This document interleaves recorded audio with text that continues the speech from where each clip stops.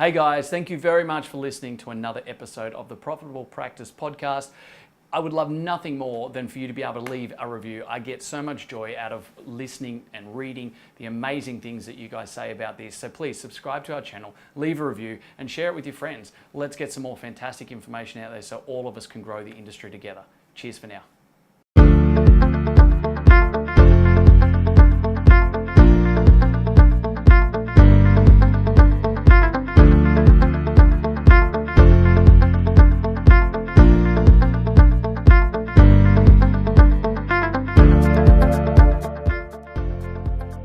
Who would have thought that in a Mediterranean port back at 304 BC, fundamental principles would be the guiding light for people like Warren Buffett, Jeff Bezos, Mark Cuban and other billionaires to guarantee their future business and investment success. We're going to dig straight into this right now. It's something you can implement into your health business and make it absolutely soar. So let's get stuck. So it all started in around 304 BC. Look, let's give or take a couple of years and not quibble, but look, there was a wealthy merchant, Zeno, Z-E-N-O, and he was actually the founder of the most important principle of Stoicism. So S-T-O-I-C-I-S-M, Stoicism. Now, I know it's Stoicism because I actually looked up exactly how to pronounce it, because I've always never been sure whether it's Stoicism or Stoicism. But anyway, look, to cut back to the chase, Zeno sailed from the Mediterranean port of Piraeus, and it was notoriously known for its really, bad weather, stormy weather, and he was shipwrecked. He lost everything. But when he finally arrived in Athens, he famously discovered philosophy. And well, I guess obviously the rest of that story is history, I guess. But the main thing is that Stoicism and the philosophy around that it lives on, and it's never spoken about for the majority of the world. Like, I mean, look, there's going to be a lot of people that are listening to this right now that are sitting there going, I don't even know what that is, and quickly trying to do a Google search or wondering when I'm going to actually explain what it is. But Stoicism is used by all of the most important people controlling wealth, the rich and famous, the really powerful people around the world. They understand that wealth doesn't mean that we need to drive super expensive cars and wear expensive clothing, wear a $160,000 watch and all the handbags or shoes and things like that. I mean, hey, toys are nice and they do it. And look, let's be honest, I'm a bit of a sucker for it.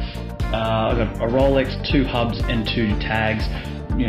Value of sometimes you might have 2 Toyota Corollas on your wrist when you walk around. And in many respects, I look at that and I think it's pretty dumb, right?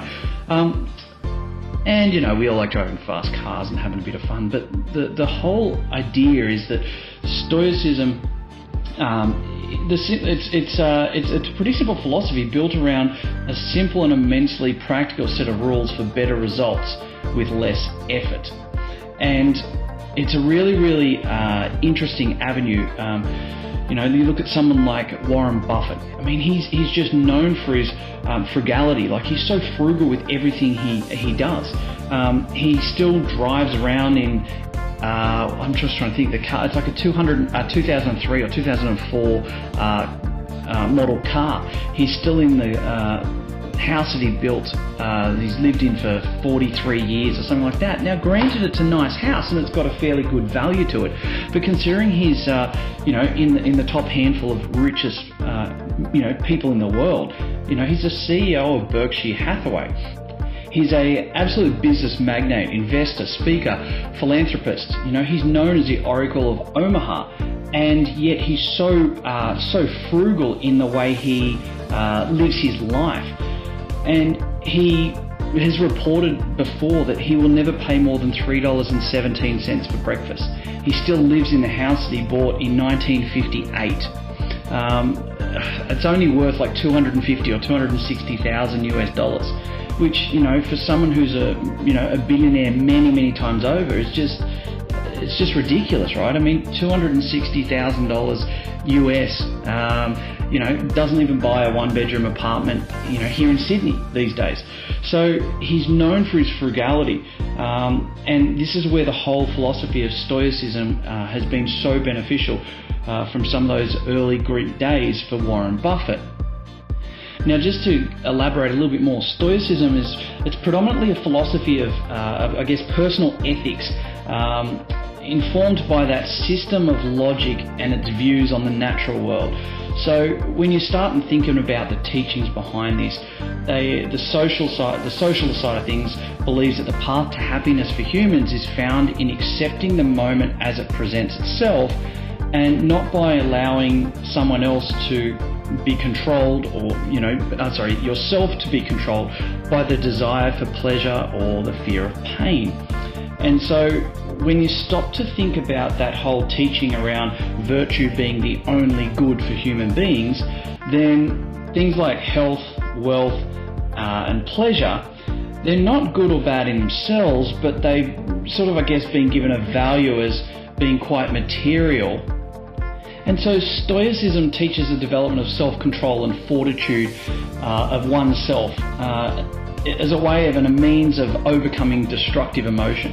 And the philosophy holds that becoming of a clear and unbiased thinker and allowing one to sort of understand the universal reason. So it's a really depth philosophy. Now, I'm not going to go into the philosophy side of it anymore, but the true power when you start to have a look at this in and around these billionaires and the way in which they live their life on this ancient Stoic philosophy is actually quite remarkable.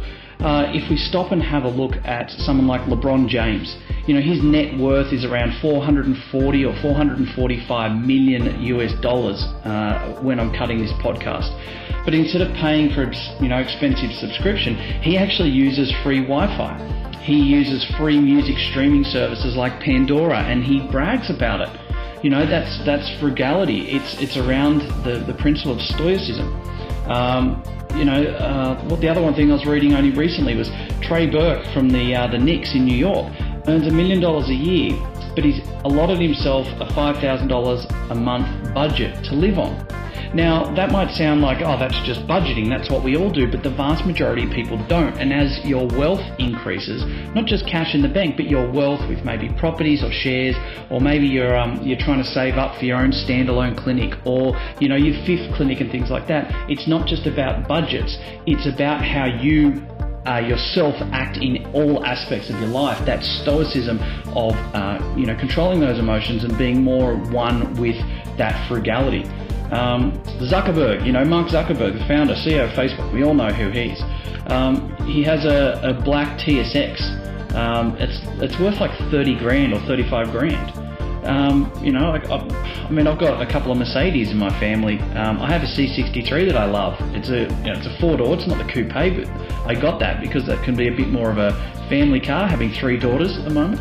And be that scenario that I want to be able to, go with colleagues or something in the car or something if we need to, not having a 2-door coupe. But I've got a C63 worth close to $200,000. So in that respect, I probably need to have a really good reality check that, when it comes to cars, stoicism isn't really a huge thing with myself. So it's a great learning for all of us at all different times in and around that. Why would these, hugely wealthy individuals protest to love this way of life and love stoicism and follow it? They put it down as their number one thing that allows them to learn and live and grow personally and professionally. The IKEA founder is another one, Kamprad. Ingvar Kamprad. He's, the 6th or the 8th richest person in the world. His personal wealth is close to $60 billion, according to places like Bloomberg and that in America. Now, for 20 years or 25 years, he drove a 1992 or 1993 Volvo, and he only gave it up when, and this is a true story, he only gave it up when his daughter finally persuaded him that driving a car that was 25 years old was actually now too dangerous.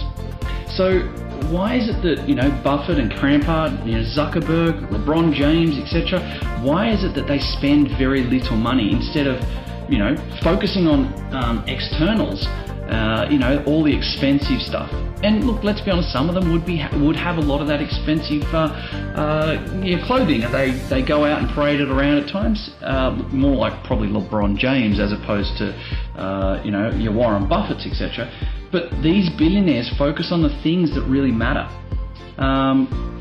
It's a really interesting ancient philosophy that's not spoken about enough, and no one pays attention to it, and I think we should. If the world's best billionaires are so frugal and so strong in and around this stoic principle, being such a simple and immensely practical set of rules for better results with so much less effort, then why wouldn't we in our own health businesses? I mean, Tim Ferriss talks about that exact thing. It's having better results with less effort because of that stoic philosophy. We all certainly know Tim Ferriss, and so many of us have been trying to utilize his teachings over so many years as well. When we talk about Jeff Bezos, the Amazon founder, he actually built a culture around frugality and constraint. And when he was asked about it, he said that he thought that frugality drove innovation, just like other constraints do. He said one of the only ways to get out of a tight box is to invent your way out of that box in the first place. And when you think about it, is there parts of your health business right now that you feel that you can't get around? Are there roadblocks in place? Is there something that just takes a whole lot of time and effort right now that, granted, you could go and throw a bunch of money at a tech company or something like that to design something, but what if you were able to not spend that money and hold back on that, have that culture around frugality and constraint, and actually have a much better side of innovation that works for you long term, both personally, professionally, saves you a bomb of money, and enables you to do something totally different and drive, as Tim Ferriss said, better results with less effort. It makes a huge amount of sense, right? Mark Cuban, we all know him as the Shark Tank investor, obviously owning various sports teams in America as well. He knows about the power of frugality. That he always talks about the more difficult it becomes most of the time is because it's the more we stress about bills. So the cheaper you can live, the greater the options. And again, that sounds really simplified, and it sounds, sort of like crazy simple, right? But we just don't do it. Marcus Aurelius, he once, I remember learning about this many years ago, and I hope I get this part right, but I'm sure he was the one that sold all of the palace furnishings to pay down the debt, because he mentally felt really weighed down on him and his people. And so the more we want and desire, the less we can actually focus on what truly matters. And so if we're really truly focusing on growing a healthcare business that provides us with time and money and freedom, better patient outcomes, we all do it because we want to help people, we want to change lives. I mean, my whole philosophy in the last sort of 3 years has been built around that principle of 2025. I want to empower and inspire the lives of 20 million people by the year 2025. And that's what truly matters to me. So I think we have to really understand that when the billionaires like Cuban and Buffett and Ferriss and Bezos and LeBron James and things like that, look, they don't claim to know everything. They stay humble, and they know that we don't know everything. So by being quite humble around that, they can understand that they can learn more, they can grow more, they can look to innovate and create, and use that frugality in and around stoicism to actually achieve much more for themselves personally and professionally, to achieve much more for their teams, for the world, for their philanthropic adventures as well. And when you think about that whole innovation of doing something new and creativity, etc., a lot of the time, like we've already discussed, it's born out of necessity. It's born because we don't have the money. I mean, there's been dozens and dozens, hundreds of times in my health business journey where I haven't been able to just buy my way out of things. And I've looked back at times and gone, I shouldn't have bought, or lashed out on something 2 months ago because I now can't afford A, B, and C. And I've had to learn the hard way in and around that. It was Albert Einstein that famously said, as we all know, the definition of insanity is doing the same thing over and over again and expecting different results. So if we're doing the same things over and over again, and we are creatures of habit, we tend to waste the time on all of the silly things over and over again. We constantly sit there and go, oh, I'm not doing that again. That's the last time you'll find me doing blah, blah, blah. And next week we go and do it again. We're not innovating and creating near as much as what we need to be doing, and we need to be able to learn from those failures to actually get better at that. We start to have a look at other avenues about controlling our time and tasks, which I won't go into today. But look, here's the thing, guys.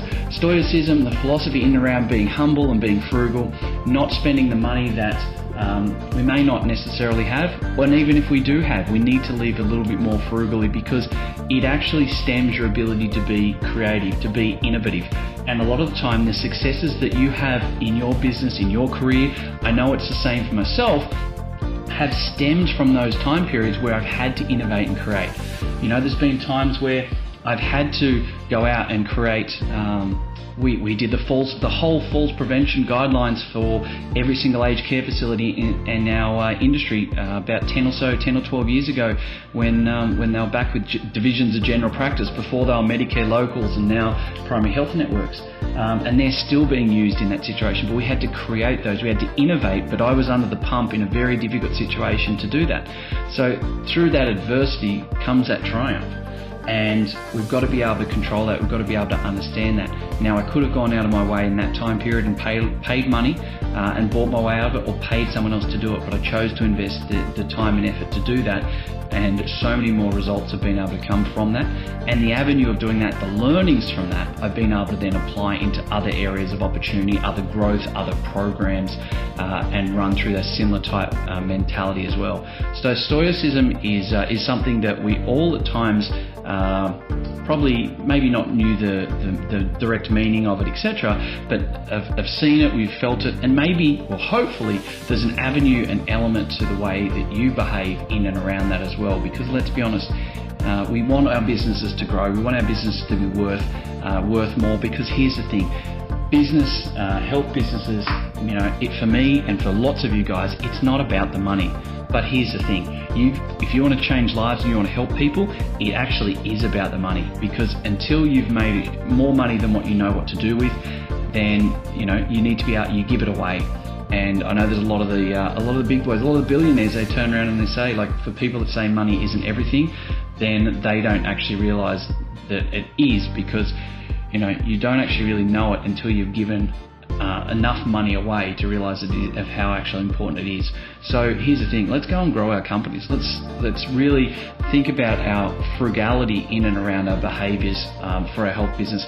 Let's think like Buffett and Bezos, etc., and use stoicism, use that ancient Greek philosophy all the way back from well and truly into the BC times with ancient Greek philosophy, and you too can make sure that you get more benefit from everything you do, creating more, innovating more, and changing more lives, which is ultimately what we're all trying to achieve.